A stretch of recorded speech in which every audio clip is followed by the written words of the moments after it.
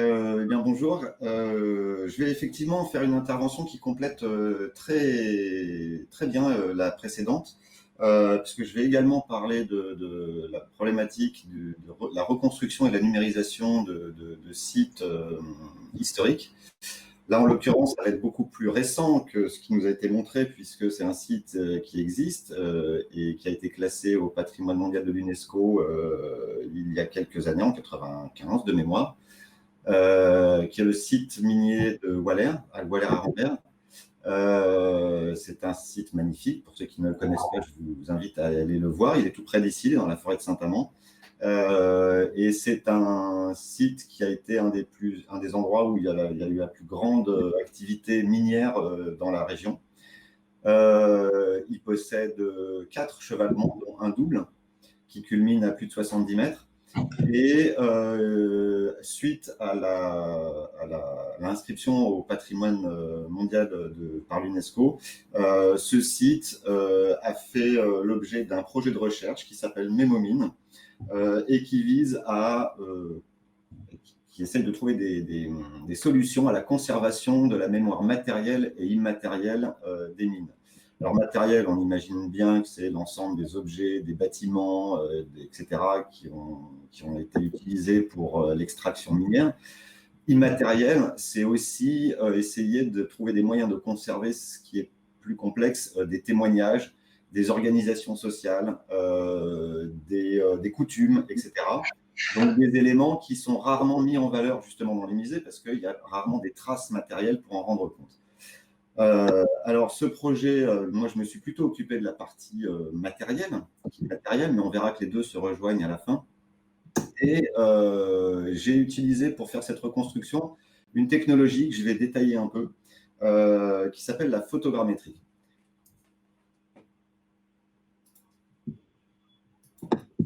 Bref, donc je vais d'abord expliquer un peu les principes, et très rapidement, hein, je prends 5 minutes pour ça, et les principes et un peu l'histoire pour comprendre où on en est aujourd'hui de ce qu'est la photogrammétrie. Et je partirai du principe qui est assez connu, finalement, que l'appareil photographique est d'abord un appareil qui convertit un espace 3D dimensionnel en une image bidimensionnelle. Donc c'est une espèce de convertisseur. Et la photogrammétrie, on a les deux mots, photo et grammétrie, c'est-à-dire vraiment on prend des mesures grâce à un appareil photo. Alors, si l'appareil convertit dans un sens de la 3D vers la 2D, il convertit un volume en une image, la photogrammétrie fait exactement l'inverse, c'est-à-dire qu'elle va partir des images bidimensionnelles pour recréer l'objet en 3D. Pour ça, elle utilise des algorithmes mathématiques qui sont assez simples en termes de théorie pure, ils sont assez complexes en pratique, mais c'est basé sur la triangulation. Ce qui veut dire qu'en fait, la photogrammétrie, pour bien fonctionner, a besoin de plusieurs images du même objet sous différents angles. Et c'est en comparant la position relative identique sur les différentes photos que par projection, par triangulation, elle est capable de créer, de reconstruire en 3D l'objet. Et évidemment, c'est important d'avoir pas mal d'images d'un même objet sous différents angles, parce que si on n'avait qu'une seule photo, il y a toute une partie de l'objet qui n'est pas visible sur les images, qui ne pourrait pas être reconstruite. C'est un des points importants dans la photogrammétrie, c'est qu'on ne peut reconstruire que ce qui est visible effectivement sur les photos. Ce qui pose un certain nombre de problèmes, on le verra pour les reconstructions de certaines parties. Tu vas récupérer les nains. Ce principe de la photogrammétrie est connu depuis très longtemps. Tu vas récupérer les nains. Je vous ai mis à droite un dépôt de brevet qui date de 1893 par un colonel de l'armée américaine qui avait compris que, par exemple, pour le calcul des reliefs, de la géographie d'un terrain sur lequel il y avait une bataille, c'était quelque chose d'intéressant. Et on utilisait des énormes appareils photo, comme celui que vous voyez à gauche, qui étaient calibrés très finement, puisque c'est l'autre problématique de la photogrammétrie. La comparaison des points sur les différentes photos doit être un relevé très précis, sans quoi les erreurs de relevé se retrouvent évidemment dans la reconstruction finale. Et ça impose du coup un matériel, ça a imposé, c'est moins vrai aujourd'hui, ça a imposé un matériel extrêmement précis. Donc ça, c'est un peu pour les principes. Il faut plusieurs photos vues sous différents angles d'un même objet pour pouvoir lui rendre sa profondeur là où on n'avait que des images plates. Historiquement parlant, ça a utilisé des appareils extrêmement lourds, pesants. Voici par exemple ce qu'on appelle une chambre de reproduction photogrammétrique qui date des années 50. Donc vous voyez que c'est un engin assez costaud, très lourd. À l'époque, en fait, la photogrammétrie était réalisée avec uniquement 2 photos. Souvent des photos prises, très souvent des photos prises avec un appareil stéréoscopique. Donc, c'est les appareils qu'on utilisait par ailleurs pour pouvoir voir des photos en relief, une en bleu, une en rouge, vous connaissez. Et comme on avait un jeu de 2 photos vues exactement du même point, mais avec un léger décalage, cette chambre permettait de relever un même point sur chacune des 2 photos pour réaliser un plan en élévation, une reconstruction en élévation du résultat. Sauf que ça nécessitait un appareillage extrêmement lourd, on le voit, très précis, et que la moindre erreur entraînait une erreur de reconstruction relativement importante, et d'autant plus importante que les 2 appareils étaient très rapprochés dans les prises de vue stéréoscopiques. En fait, il y a la distance entre les 2 yeux pour redonner l'effet de relief, donc ça fait une très petite distance au regard d'objets qui pouvaient être par ailleurs très grands. Dans les années 90, la photogrammétrie a fait un premier très gros bond en avant, avec l'apparition importante, l'émergence très forte du numérique, évidemment, et sous 2 aspects différents. Le premier aspect, c'est l'arrivée du digital dans la photographie. Donc, on pouvait prendre des photos qui étaient directement numériques, ce qui évitait des relevés analogiques et les énormes chambres que vous venez de voir. Et d'autre part, ça a permis la création de logiciels qui remplaçaient en fait ce qu'on faisait mécaniquement auparavant avec ces machines-là. Et ça a permis, là, sur le logiciel que vous voyez, qui est un logiciel des années 90 qui s'appelait Image Modeler, ça permettait de pointer sur différentes photos un même point et de pouvoir reconstruire le volume de l'objet ou du bâtiment qui était vu sur différentes photos. Du coup, on a pu, à la place d'avoir 2 photos et le relevé d'une centaine de points sur chaque photo, ce qui était déjà un travail lourd, on a pu améliorer la cadence et la précision des reconstructions, puisqu'on pouvait désormais faire des relevés d'environ l'équivalent d'une centaine de points, mais cette fois-ci sur des dizaines de photos différentes. Donc la reconstruction était bien meilleure, et puis les angles de vue étant beaucoup plus variés qu'avec la stéréoscopie, on pouvait reconstruire des volumes beaucoup plus variés avec une retranscription de la profondeur bien meilleure. Cette technologie a beaucoup fait avancer les choses, mais à une limite. C'est précisément celle du relevé, c'est-à-dire que faire le relevé d'une centaine de points sur une photo, c'est déjà long, le faire sur des dizaines de photos, c'est très long, et ça peut être intéressant quand on a des bâtiments comme celui que vous voyez, qui sont des volumes relativement géométriquement faciles, c'est des cubes, c'est des hexagones, ce sont des sphères, ce sont des formes géométriques assez simples. Évidemment, quand il s'agit de reconstruire la voûte ou la charpente d'un bâtiment, quand il s'agit de reconstruire des éléments organiques, comme ceux qui ont pu nous être présentés auparavant par Théophane Nicolas, c'est quasiment impossible. Et ça a été assez rapidement la limite de cette technologie. Et j'en viens à la grande révolution qui a eu lieu en photogrammétrie il y a maintenant 6 ans, c'est très récent, et c'est ce qui fait, j'y viendrai à la fin de cette intervention, c'est ce qui fait que la photogrammétrie explose littéralement en ce moment, c'est l'intégration d'algorithmes d'intelligence artificielle dans ces logiciels et le bénéfice qui a été tiré de la montée en puissance exponentielle des ordinateurs et leur puissance de calcul. Aujourd'hui, les logiciels récents sont capables, à la différence des logiciels précédents où il fallait relever soi-même les points à la main, les logiciels sont aujourd'hui capables de sélectionner eux-mêmes les points dans les images, de les croiser avec d'autres images et de reconstruire un objet de façon extrêmement précise, bien plus rapidement qu'on pouvait même en rêver il y a encore une vingtaine d'années. Aujourd'hui, ces logiciels sont capables de faire en quelques heures le relevé de milliers de points sur des milliers de photos. Et du coup, la représentation tridimensionnelle qui peut être extraite des images permet d'avoir une finesse et une précision et sur une immense quantité de types d'objets et d'échelles différentes qui est extrêmement intéressante dès qu'il s'agit de numériser un élément réel à peu près quel qu'il soit. Et j'en viens du coup aux différents types de photogrammétrie, parce que on va le revoir avec Memomine, on les a à peu près toutes expérimentées pour ce projet. On a donc de la photogrammétrie d'objets à proprement parler, c'est-à-dire des échelles qui vont de l'ordre de quelques centimètres à quelques mètres. Typiquement, un fossile, une statue, un morceau de bâtiment, un morceau de façade, etc. Ça, c'est des choses qui sont devenues extrêmement rapides à être reconstruites. Il y a également de la photogrammétrie de personnes. Donc là, on voit sur la gauche un dispositif qui contient énormément d'appareils photo. En l'occurrence, sur celui-ci, il y en a de mémoire 170, et qui vont prendre une photo en même temps de la personne, qui va permettre, vous le voyez sur sa droite, une reconstruction, alors soit du visage, soit du corps entier, en une seule fois.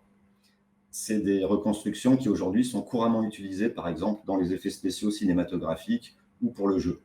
On l'a vu aussi émerger très récemment dans le sport. Je pense par exemple à la Ligue anglaise de football qui a numérisé intégralement tous les joueurs de toutes les équipes anglaises et qui peut les montrer en 3 dimensions durant les émissions sportives en direct. On a également de la photogrammétrie de bâtiments, bien sûr, et là, la photogrammétrie a eu l'apport d'une autre technologie extrêmement intéressante qui est celle des drones, très connue maintenant, devenue très courante. Ça a permis d'avoir des relevés photographiques à des hauteurs et avec une facilité bien plus importante que ce qu'on pouvait avoir avant, où ça pouvait être parfois très compliqué, voire impossible.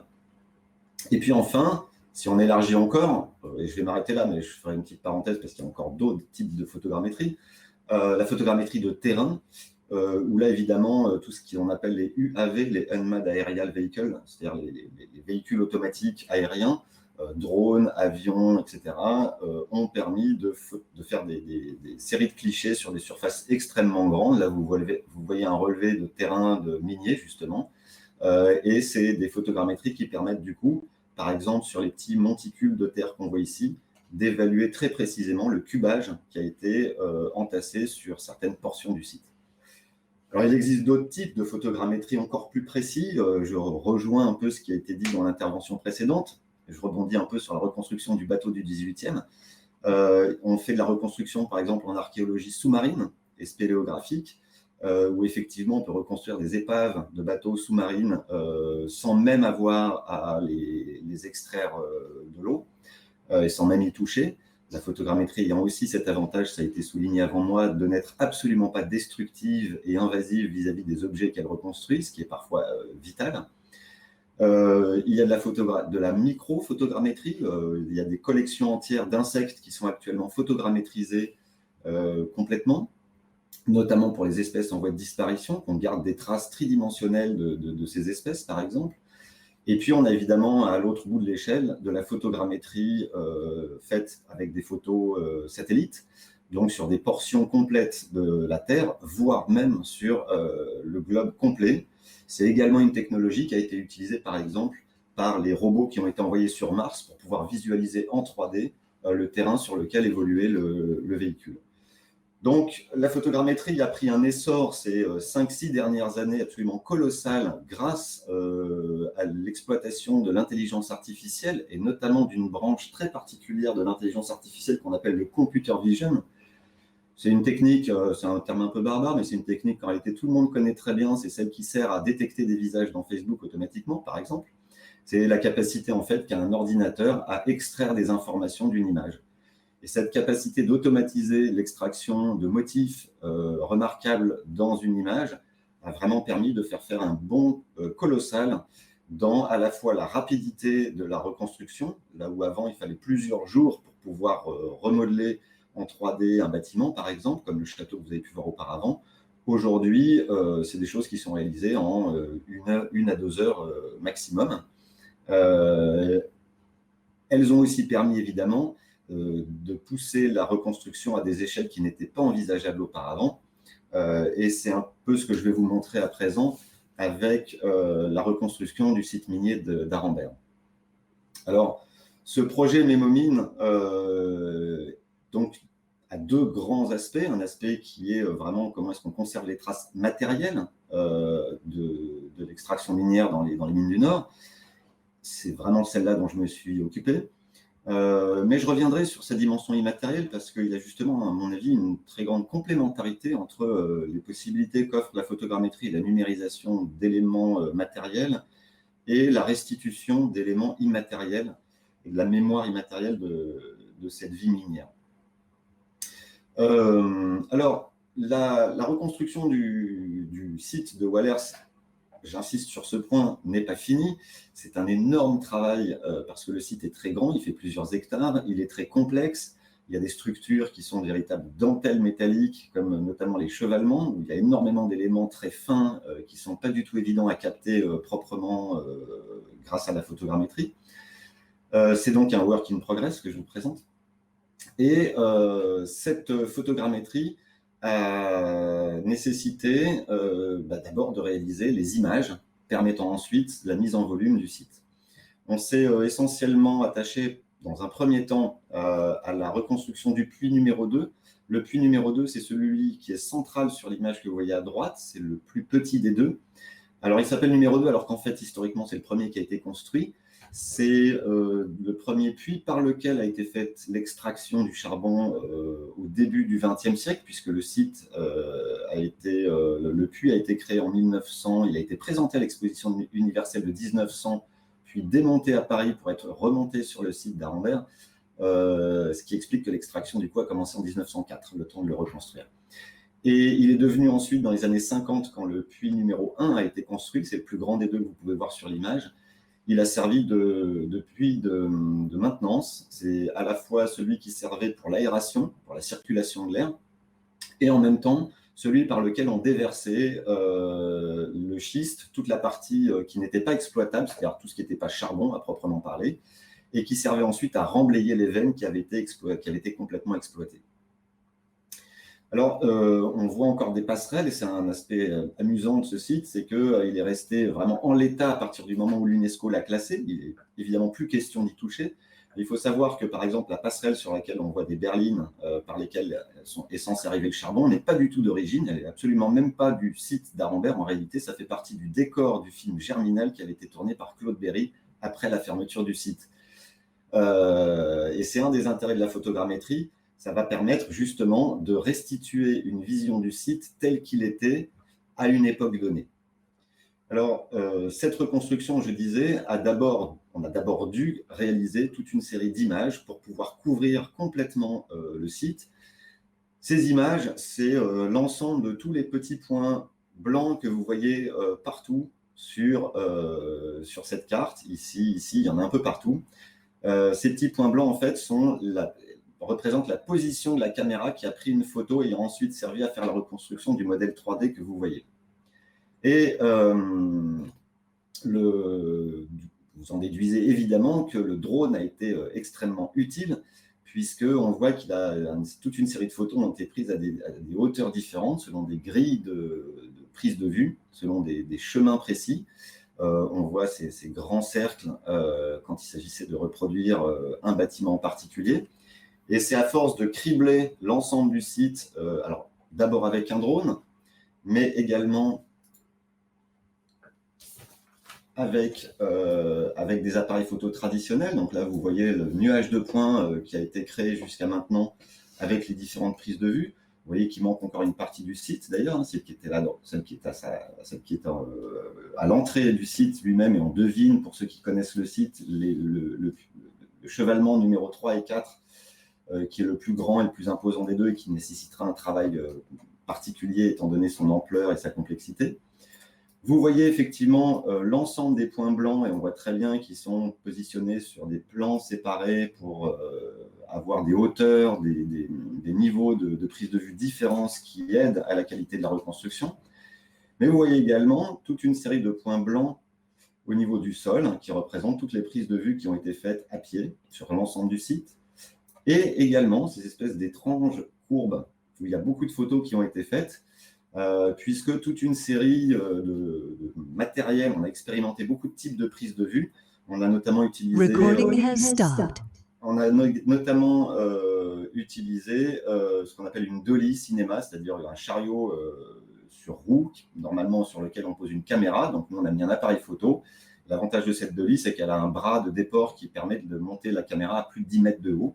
Et donc, on a fait circuler ce dispositif de prise de vue sur le site à tous les endroits que vous pouvez voir ici et qui ont permis d'avoir une reconstruction extrêmement précise du puits numéro 2 qui était notre centre d'intérêt principal.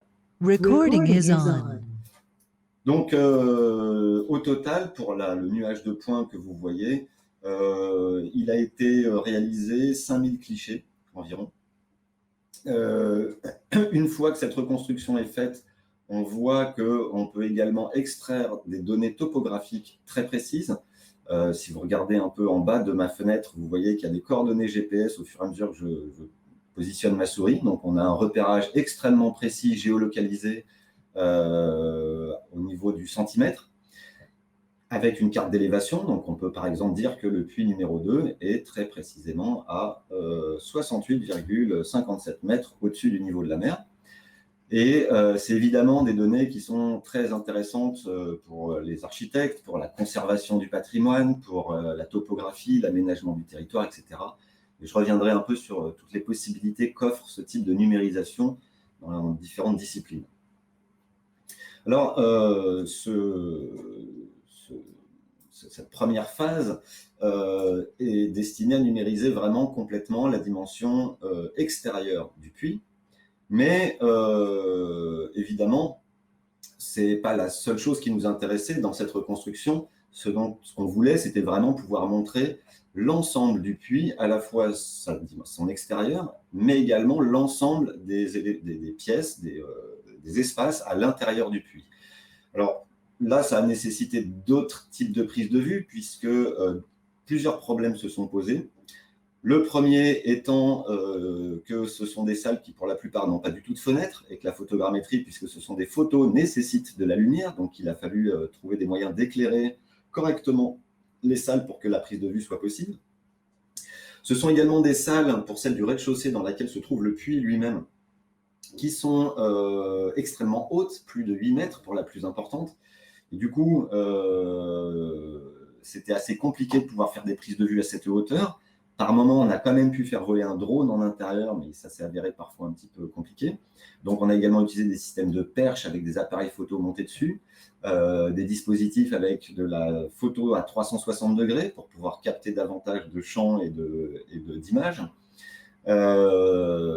Et enfin, des dispositifs un peu plus spécifiques, on appelle ça le HDR, c'est-à-dire des images à très haute définition en termes de luminosité, pour permettre de capter tous les détails sur l'ensemble de l'espace qu'on essayait de reproduire. Ça, c'est le premier grand problème qui s'est présenté. Le deuxième grand problème, ce sont les fenêtres. Vous voyez, de nombreuses baies vitrées. Or, s'il y a bien une chose que la photogrammétrie ne peut pas faire, c'est reconstruire des objets transparents, puisque par définition, on ne les voit pas. Et donc, ces fenêtres, pour une partie, ont pu être bouchées, ce qui a posé d'autres problèmes de lumière du coup, mais qui a permis une reproduction très fidèle de la partie vitrée de l'édifice. À d'autres endroits, ça n'a pas du tout été possible, les surfaces étaient trop importantes, et du coup, ça nécessite, une fois que le modèle est reconstruit, un nettoyage du nuage de points à ces endroits pour éviter que le logiciel ne soit perturbé. Le dernier problème qui s'est posé sur la partie extérieure surtout, ce sont les surfaces métalliques qui sont extrêmement réfléchissantes.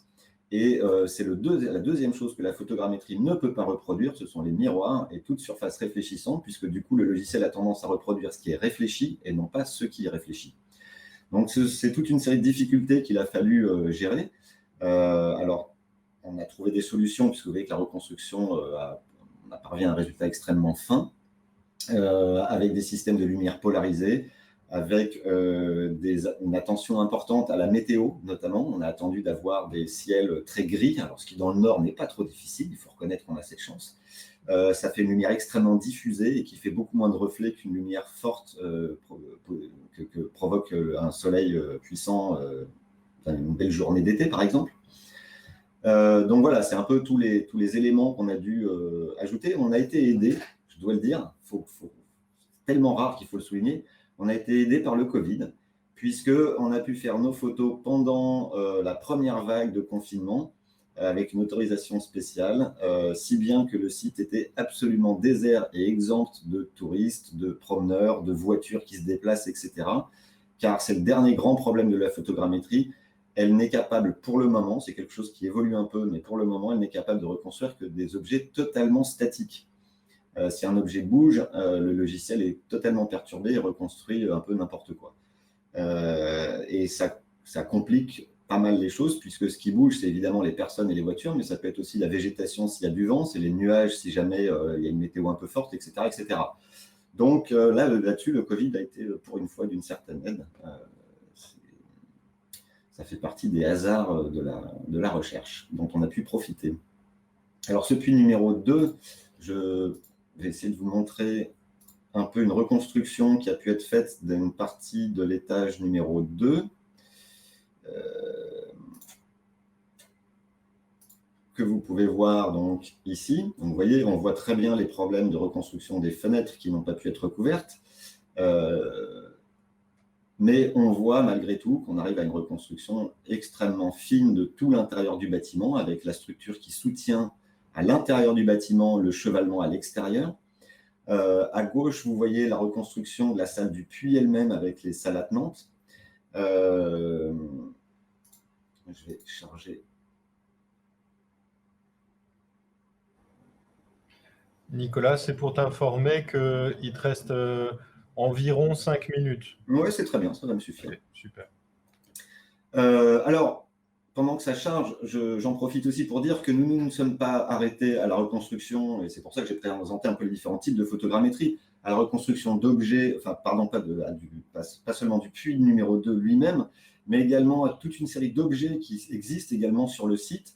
Par exemple, cette berline très emblématique des mines, évidemment, qui a été utilisée sur le site d'Arambert, ou de ce que vous voyez à droite, qui n'est pas un seau, contrairement à ce qu'on pourrait croire.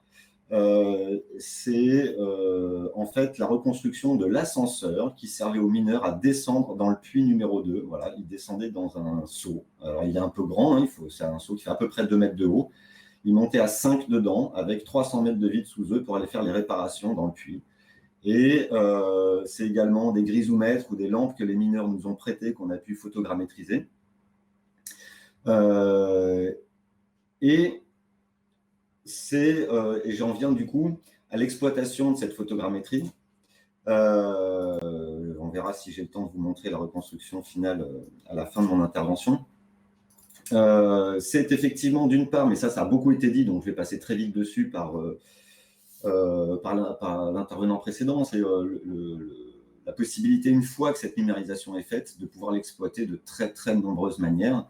Vous voyez là par exemple comment le grisomètre a été utilisé pour en faire un hologramme dans une exposition qui parlait de la mine, grâce à un système de paper ghost.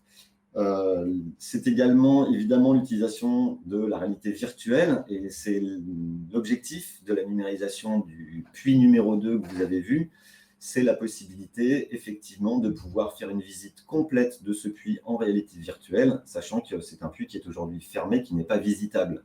Donc évidemment, pour tous les sites qui sont trop dangereux, trop fragiles, ou à Arambert, certains bâtiments sont par exemple amiantés, qui ne sont pas accessibles à cause de ce type de problème, la numérisation et la réalité virtuelle présentent des opportunités, ou par exemple, parce qu'il y a aussi le Covid et qu'on ne peut pas aller dans les musées, la réalité virtuelle présente des avantages extrêmement intéressants.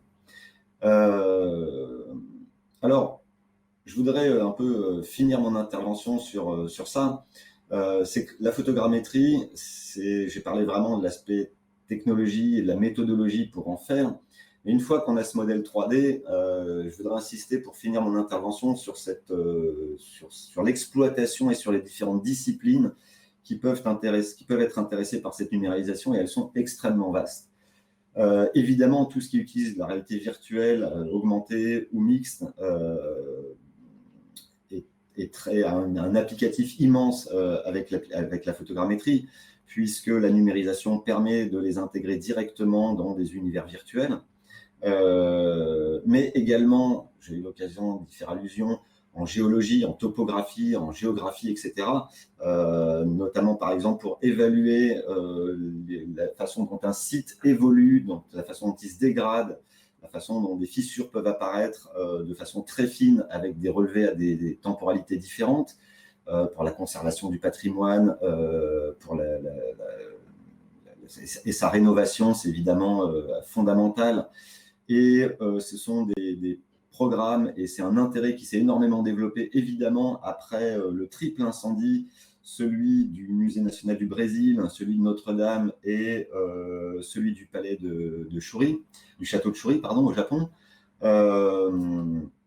qui ont fait l'objet de numérisation complète de l'intérieur de la forêt de la Charpente de Notre-Dame, ou de la reconstruction du site de Shuri à partir de photos qu'ont laissées des touristes, puisque ça permet ça aussi. Il n'y avait pas eu de relevé de 3D qui avait été fait sur le site. C'est également on s'en sert également aujourd'hui, par exemple, en scénographie pour le vidéomapping. On numérise complètement les façades d'immeubles pour avoir des possibilités de projection beaucoup plus précises et riches qu'auparavant. Évidemment, dans tout ce qui est design et prototypage, puisqu'une fois qu'on a numérisé un objet, les imprimantes 3D permettent de le reproduire. Ça a été largement montré dans l'intervention précédente. On l'utilise également dans le jeu, le serious game et la formation. Dans le jeu, par exemple, le jeu Flight Simulator, qui a été édité par Microsoft il y a quelques mois, a numérisé par photogrammétrie l'équivalent de 350 villes qui ont été intégrées dans le jeu. J'ai parlé des effets spéciaux cinématographiques, les films Avatar, les films avec de tous les Marvel, Thor et compagnie, Avengers, etc., l'utilisent intensivement. Mais il faut savoir qu'il y a des développements encore plus récents qui montrent un peu la richesse et la possibilité d'exploiter toute cette numérisation. La police américaine a procédé il y a peu de temps à la première numérisation d'une scène de crime, puisque ça permet du coup de pouvoir la revoir de face en 3D et de se déplacer dedans après coup. Les assurances également en ont l'usage. Par exemple, pour des reconstructions de bâtiments effondrés, ça leur permet d'estimer les causes qui ont été provoquées, ça permet d'estimer l'ampleur des dégâts et les coûts de reconstruction. Ça a été également, ça a atteint le journalisme, puisque le Times Magazine a réalisé la photogrammétrisation d'un atelier d'artistes et a fait le premier reportage en photogrammétrie il y a très peu de temps, ça date de cette année. Je l'ai montré pour les assurances. Donc vous voyez, c'est l'immobilier évidemment numérise les appartements, ça évite de se déplacer, etc. Donc on a derrière un applicatif, et c'est peut-être cette partie-ci que je trouve la plus intéressante, c'est que vous voyez, une fois qu'on a numérisé ce lieu, et ce sera ma conclusion, une fois qu'on a numérisé ce lieu, par exemple là vous voyez le deuxième étage du puits numéro 2 d'Arambert, eh bien il devient beaucoup plus facile d'agréger un matériel qui évoque la dimension immatérielle de la mémoire des mines, les témoignages des mineurs, les documents historiques, les anciens plans, etc. Ça devient beaucoup plus facile puisque la 3D permet de faire converger toute une série d'éléments différents pour les réunir autour d'une même expérience virtuelle. Je pense par exemple au grisomètre que vous avez vu tout à l'heure. Ça n'est plus un grisomètre, c'est le grisomètre de tel mineur qui peut en parler, qui a des souvenirs avec cet objet et qui du coup le fait vivre de façon beaucoup plus intéressante en termes de médiation, par exemple culturelle ou muséographique, que si on avait l'objet seul posé sur une vitrine. Je vous remercie pour votre attention. Merci beaucoup, Nicolas. Je pense qu'on pourra revenir sur la précédente intervention et sur la tienne au cours de la discussion, notamment à travers les enjeux d'expression d'une mémoire inaccessible, inaccessible matériellement ou pour différentes raisons, et le rôle que joue à ce moment-là la mise en espace, la scénographie et la scénarisation d'une visite, par exemple, à travers ces objets patrimoniaux. Mais on aura l'occasion d'en discuter. Je vous propose donc, comme convenu, de faire une pause de 15 minutes. On reprend à 15h30 avec Stéphane Troiscarré, qui nous présentera une intervention intitulée « Décalage offset » sur un projet qu'il a mené, dont il nous donnera l'ensemble des éléments juste après la pause.